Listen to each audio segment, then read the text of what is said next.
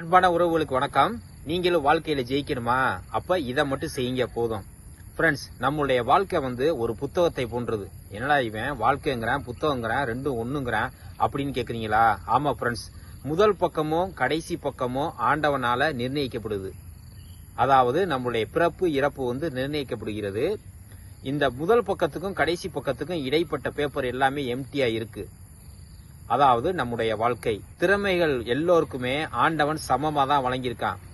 எந்த ஒரு செயலை செஞ்சாலும் துணிஞ்சு தைரியமா செய்யறவன் சுத்தி இருக்கிறவங்களால கைத்தட்டல் வாங்குறான்.